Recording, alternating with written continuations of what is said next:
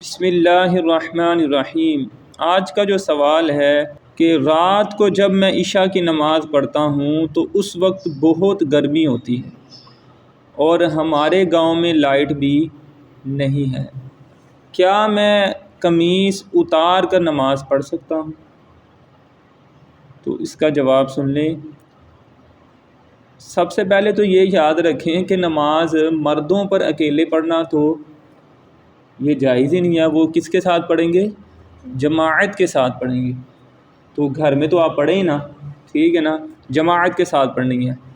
اور دوسری بات یہ ہے کہ اگر آپ کی صورتحال ایسی ہے، کنڈیشن ایسی ہے کہ آپ کو شریعت نے اجازت دی ہے کہ آپ جماعت کے ساتھ نہ پڑھیں، طبیعت بہت زیادہ خراب ہے یا کوئی عذر ہے، شرعی عذر، چل نہیں سکتے یا کوئی ایکسیڈنٹ وغیرہ، اس صورت میں اب آپ یہ سوال پوچھ سکتے ہیں۔ تو قمیض موجود ہوتے ہوئے صرف شلوار میں نماز پڑھنا مکروہ تحریمی ہے۔ قمیض ہوتے ہوئے صرف شلوار میں نماز پڑھنا کیا ہے؟ مکروہ تحریمی ہے۔ اگر کسی نے پڑھ لیا تو نماز کو دوبارہ پڑھنا پڑے گا۔ اللہ تعالیٰ کی بارگاہ کا ادب و احترام کرتے ہوئے قمیض پہن کر نماز پڑھنا ضروری ہے۔ خود حدیث پاک میں حضور اقدس صلی اللہ علیہ وسلم نے اس سے منع فرمایا ہے کہ مرد صرف پاجامہ پہن کر نماز پڑھے۔ اس سے نبی صلی اللہ علیہ وسلم نے منع فرمایا کہ مرد صرف پاجامہ پہنے اور چادر نہ اوڑھے، اس طرح نہیں کرنا۔ اس لیے اگر گرمی لگ رہی ہو تو صحن وغیرہ مناسب جگہ میں آپ نماز پڑھ سکتے ہیں، یعنی اور دوسری کنڈیشن ہے۔ تو اس کا خلاصہ یہی ہے، اول تو یہ آپ کو جماعت کے ساتھ نماز پڑھنا ہے، ٹھیک ہے۔ دوسرا، اگر مجبوری ہے گھر پڑھ رہے ہیں تو پھر اس صورت میں آپ صرف پاجامے میں، شلوار میں یا پینٹ میں نماز پڑھیں گے تو آپ کی نماز، کیونکہ اس سے نبی پاک صلی اللہ علیہ وسلم نے منع فرمایا ہے۔ اب دیکھیں نا، اگر آپ یہ انسان کے تقوی پہ بھی آتا ہے نا، وہ شریعت پہ کتنا عمل کرنے والا ہے۔ اسی حالت میں کہ آپ شادی میں جا سکتے ہیں؟ شادی میں بھی پتہ ہے لائٹ نہیں ہے، ادھر بھی بہت زیادہ گرمی ہے، جائیں گے؟ نہ، پھر تو بہترین سے بہترین سوٹ پہن کے دیں تو اللہ کی بارگاہ میں آپ ایسے ہی آ جائیں گے۔ تو اللہ تعالیٰ اس کا زیادہ حق رکھتا ہے کہ اس کی بارگاہ میں آپ پاکیزہ اور با پردہ ہو کے حاضر ہیں۔ سوال، نماز میں تسبیحات کی تعداد کم کرنا کیسا ہے؟ مثلا رکوع میں 3 کی بجائے ایک بار سبحان ربی العظیم کہنا اور سجدے میں ایک بار سبحان ربی الاعلیٰ کہنے کا کیا حکم؟ جواب، رکوع و سجود میں 3 بار تسبیح پڑھنا سنت ہے۔ آپ رکوع میں ہے سبحان ربی العظیم 3 ٹائم، یہ پڑھنا کیا ہے؟ سنت۔ سجدے میں بھی سبحان ربی الاعلیٰ، یہ 3 ٹائم پڑھنا کیا ہے؟ سنت ہے۔ اور جان بوجھ کر 3 بار سے کم تسبیح پڑھنا یا بالکل ہی نہ پڑھنا، ایک ہے کہ ایک مرتبہ پڑھا ہے سبحان ربی العظیم، ایک ہے کہ پڑھ ہی کچھ نہیں رہا جان بوجھ کر، یہ مکروہ تنزیہی ہے۔ کیا ہے؟ اگر کوئی بندہ یہ عمل کرتا ہے تو اس سے اس کی سنت ترک ہوگی، تو سنت ترک کرنے سے نماز فاسد نہیں ہوتی اور اس پر سجدہ صاحب بھی واجب نہیں ہوتا۔ لہذا جس شخص نے جان بوجھ کر رکوع و سجود میں 3 سے کم تسبیحات پڑھی یا پھر پڑھی ہی نہیں تو اس کی نماز ہو گئی، لیکن سنت ترک کرنے کی وجہ سے نماز خلاف سنت ہوگی، وہ ثواب اس کو نہیں ملے گا۔ ظاہری بات ہے جو کم کیے ہیں الفاظ۔ اسی طرح اگر بندے نے کہیں جانا ہوتا ہے، کوئی ایمرجنسی ہوتی ہے جلدی، تو وہ کہتے ہیں جلدی نماز پڑھو۔ جلدی نماز پڑھنے کا کیا مطلب ہے؟ الحمدللہ رب العالمین الرحمن الرحیم، اس طرح نہیں۔ جلدی کا مطلب یہ ہے کہ آپ کو جہاں پر لمٹ آپ کو شریعت نے اجازت دی ہے کہ اس طرح کر لیں نماز ہو جائے گی، جیسے آپ سبحان ربی العظیم ہے اس کو 1 ٹائم پڑھ رہے ہیں، تو یہ جلدی کا یہ مطلب ہے۔ یہ نہیں ہے کہ جلدی میں آپ لفظوں کو توڑ مڑوڑ کے اور وہ آپ پڑھ دیں، تو یہ تو گناہ ہے۔ ایک تو نماز نہ ہوئی وہ گناہ، اور ایک آپ نے قرآن کو غلط طریقے سے پڑھا، یہ علیحدہ گناہ، تو اس کا آپ نے خیال رکھنا ہے۔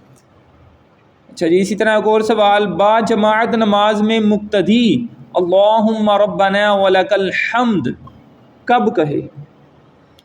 یہ ذرا مسئلہ ذرا تفصیل سے سن لیں۔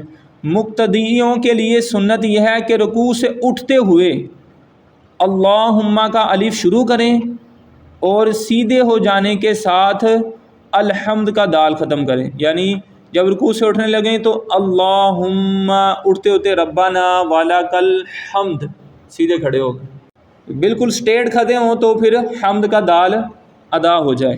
مزید رکوع سے سر اٹھانے کے ساتھ اللہم ربنا لکل حمد کا الف، اور جو صرف ربنا لکل حمد پڑھتا ہو وہ ربنا کی راہ شروع کرے اور سیدھے ہو جانے کے ساتھ الحمد کی دال کو ختم کر دے، اور پھر سجدہ کو جانے کے ساتھ اللہ اکبر کا الف شروع کرے اللہ، اور اللہ کے لام کو بڑھائے اللہ۔ جب سر رکھنے کے قریب پہنچے تو اللہ کی ہا اور عین سر زمین پر پہنچتے وقت اکبر کی راہ ختم کرے۔ جب سر رکھنے کے قریب پہنچے تو اللہ کی ہا اور عین سر زمین جو ہے نا وہاں پر پہنچے، بالکل سر زمین کے قریب پہنچ گیا تو اب جو ہے نا اکبر کی راہ آپ نے پڑھنی ہے۔ کچھ ہوتے ہیں اللہ اکبر وہ جا رہے ہیں بعد میں بیٹھک کر کے، ٹھیک ہے نا۔ لام کو بڑھانا اس لیے کہ یہ راستہ طے کرنے میں اگر لام کو نہ بڑھایا تو اکبر سجدے میں پہنچنے سے پہلے ختم ہو جائے گا۔ دیکھیں نا بندہ سیدھا کھڑا ہوا ہے اللہ اکبر ہو گیا، یعنی اللہ اکبر پہلے کہہ دیا اور بعد میں جا رہا ہے، یہ خلاف سنت ہے۔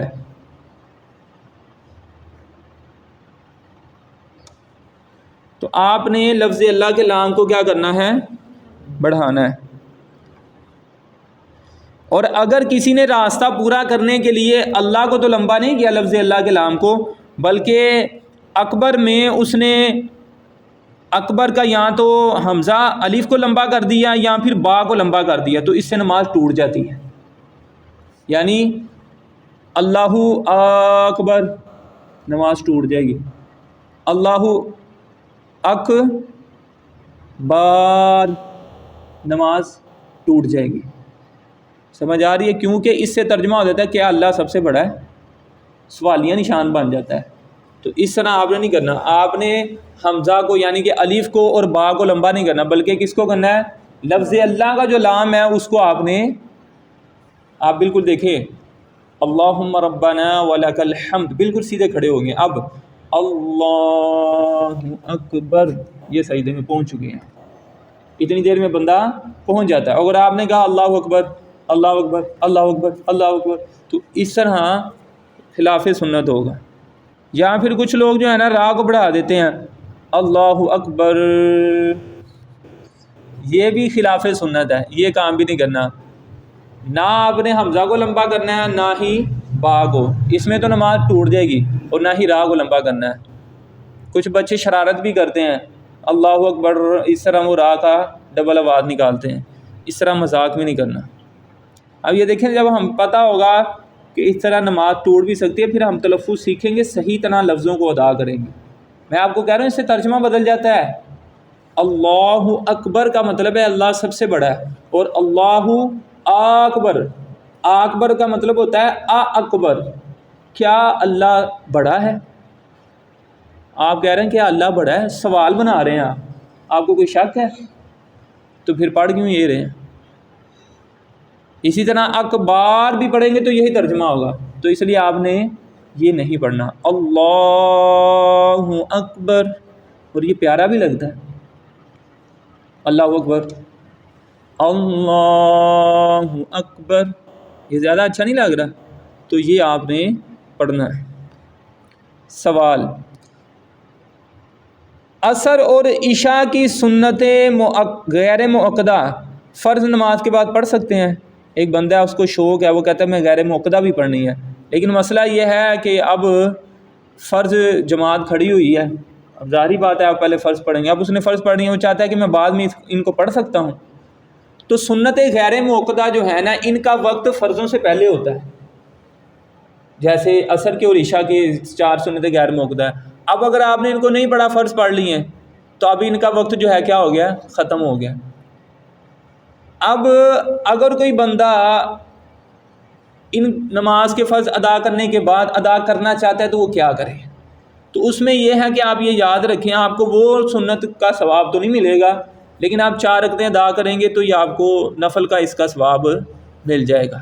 تو اس کا اب طریقہ کیا ہے کہ آپ نے اگر عصر کی پڑھنی ہے نا تو عصر کی تو اجازت ہے ہی نہیں ہے، کیونکہ عصر کے جب آپ فرض پڑھ لیں گے تو عصر کی نماز کے بعد آپ کوئی بھی نفل نماز نہیں پڑھ سکتے، عصر کی نماز کے بعد نفل نماز نہیں پڑھ سکتے۔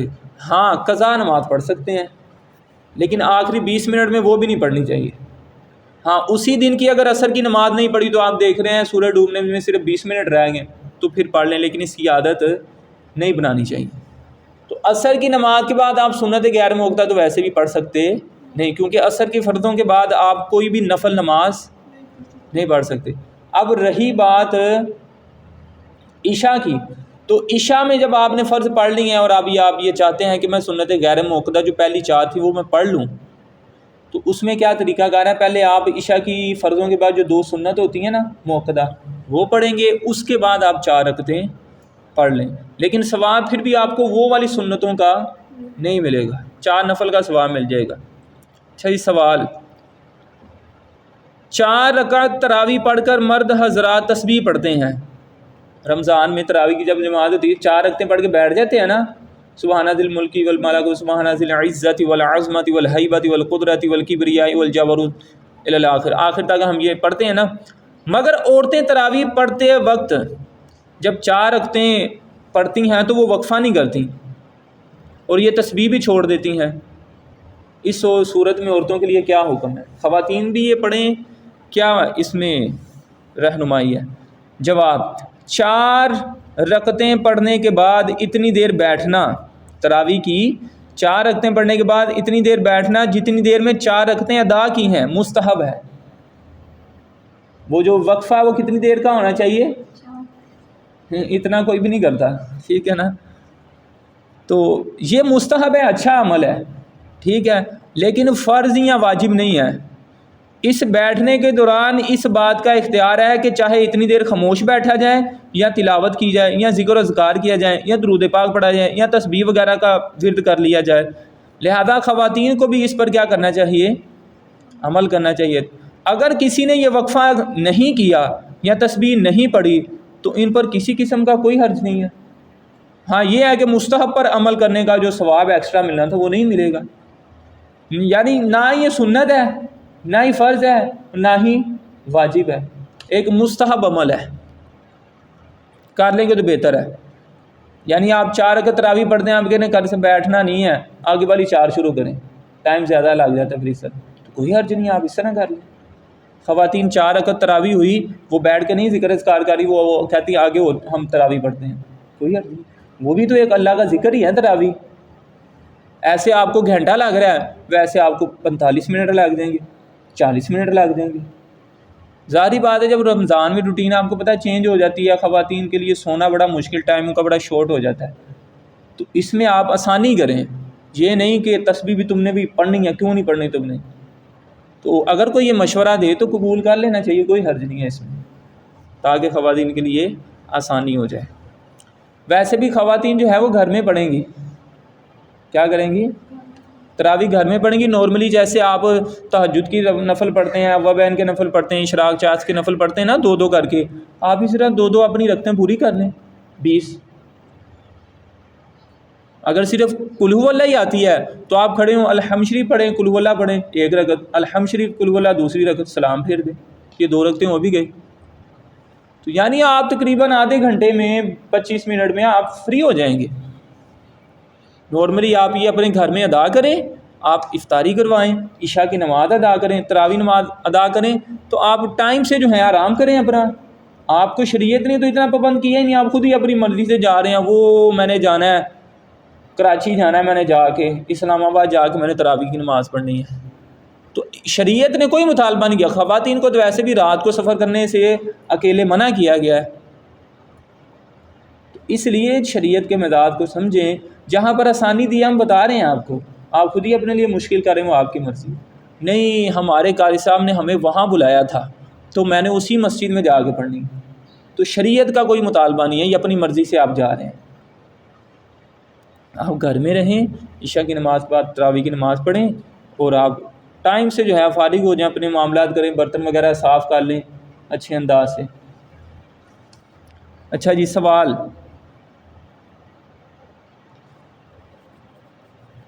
تو یہ چیز کلیئر ہوگی ہے نا تراویح والی. اچھا جی، نماز میں مردوں کے لیے قیام کی حالت میں ناف سے نیچے ہاتھ باندھنا کہاں سے ثابت ہے؟ یہ ہاتھ باندھنے والا ہی مسئلہ ہے نا. کوئی اوپر باندھتا ہے، کوئی سینے کے اوپر، کوئی پیٹ کے اوپر، کوئی ناف پہ. کہاں باندھنے چاہیے؟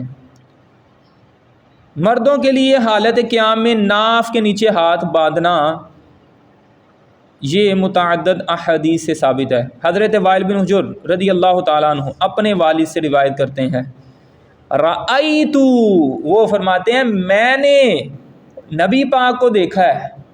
اب نبی پاک نے کیا فرمایا صلی اللہ علیہ وسلم؟ نماز کیسے پڑھو؟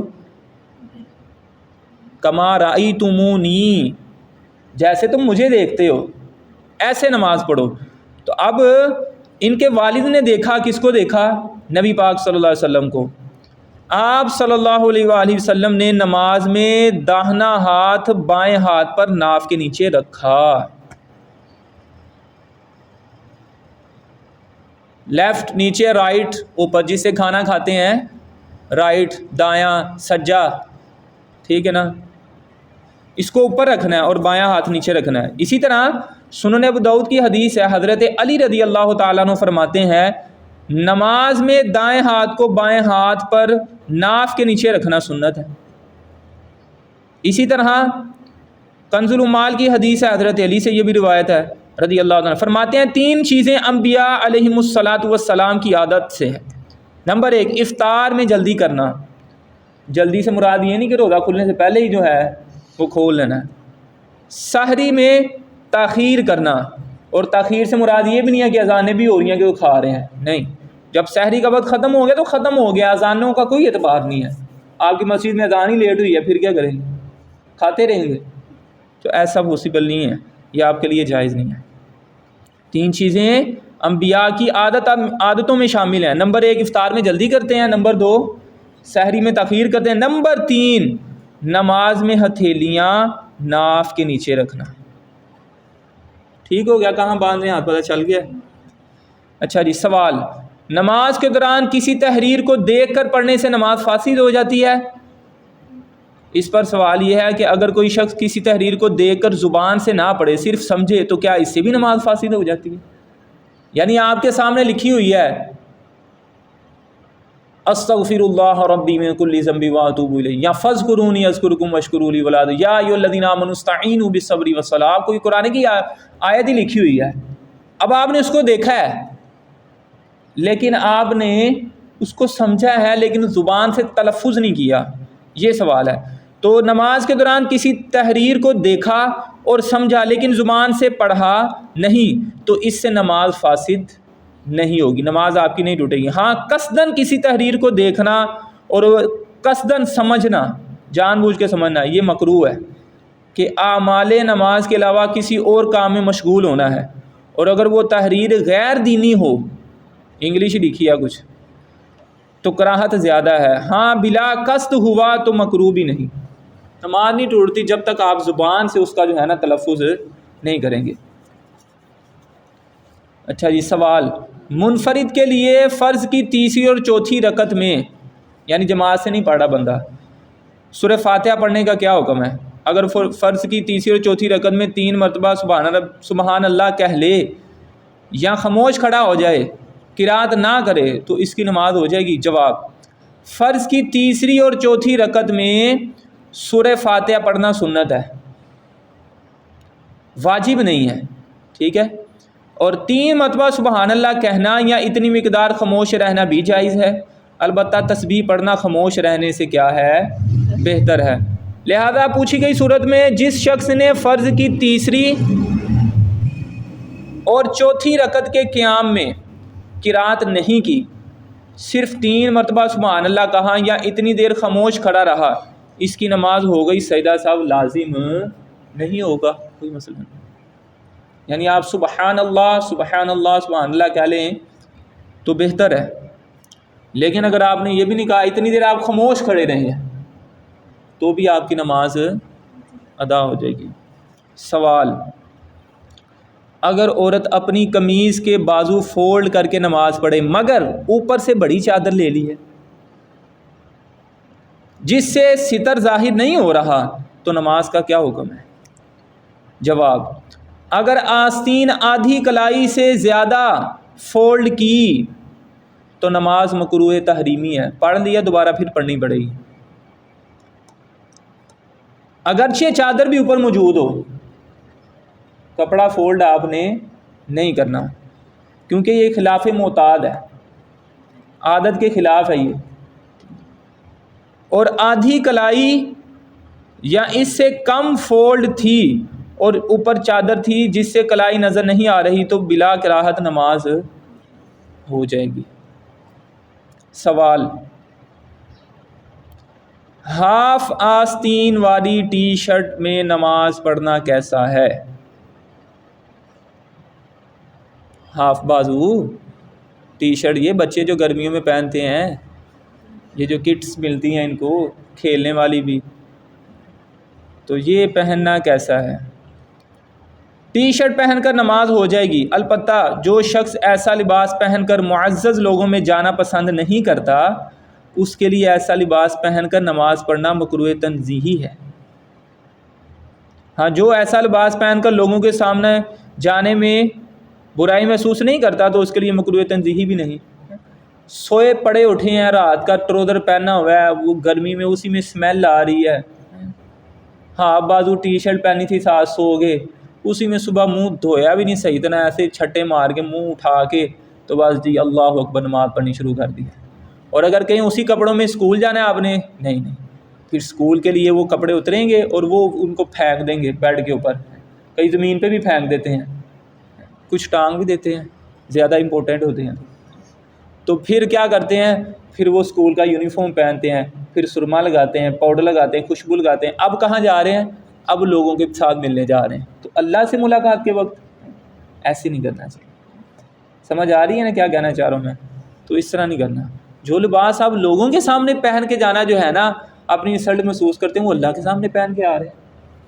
اللہ تعالیٰ ہمیں مسائل کو سیکھنے کی توفیق عطا فرمائے، اور اللہ تعالیٰ ہماری عبادات کو اپنی بارگاہ میں قبول فرمائے، صحیح معنی میں نماز کے مسائل کو سیکھ کر سیکھتے رہنے کی، اور پھر اس پر استقامت عطا فرمائے، اور پھر صحیح معنی میں نمازوں کو بھی ادا کرنے کی توفیق عطا فرمائے۔ مسائل سیکھ کر نمازیں پڑھنے کے بعد بھی آپ نے یہی دعا کرنی ہے، اللہ میں انسان ہوں، مجھ سے کمی ہو جاتی ہے، لیکن تو اپنی رحمت کا صدقہ میری ان نمازوں کو، میری ان ٹوٹی پھوٹی عبادات کو جو ہے نا، ٹوٹے پھوٹے سجدوں کو اپنی بارگاہ میں قبول فرما۔ وما توفیقی الا باللہ۔